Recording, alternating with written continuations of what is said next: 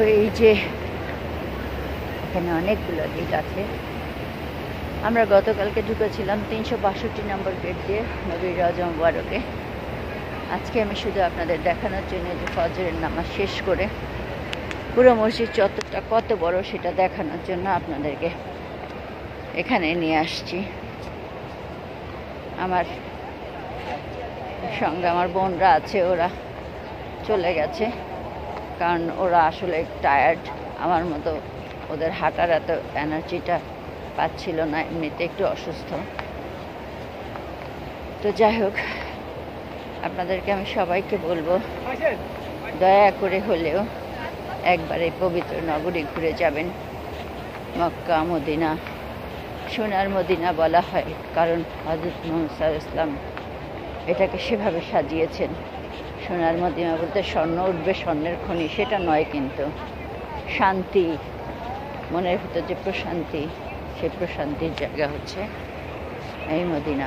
এখানে মানুষ অনেক কুল অ্যান্ড কাম। এখানে নারী পুরুষের আলাদা জায়গা আছে। মক্কা শরীফের মতো একসঙ্গে তাওয়াফের সময় যে ধাক্কাধাক্কি হয় বা ইয়ে হয় সেটা নেই। এখানে নির্দিষ্ট সময় নবী রওজা মুবারকে যেতে দেওয়া হয়। এবং একটা আগে ছিল প্রথম দিকে অনেক দৌড়ঝাঁপ করতে হতো, পাল্লা দিতে হতো, কিন্তু এখন নারী পুরুষের আলাদা আলাদা টাইমিং করে দেওয়াতে এখন আর সেটা করতে হচ্ছে না। এই হচ্ছে, আমি একটু বাইরে যাচ্ছি বাইরের অবস্থাটা দেখানোর জন্য।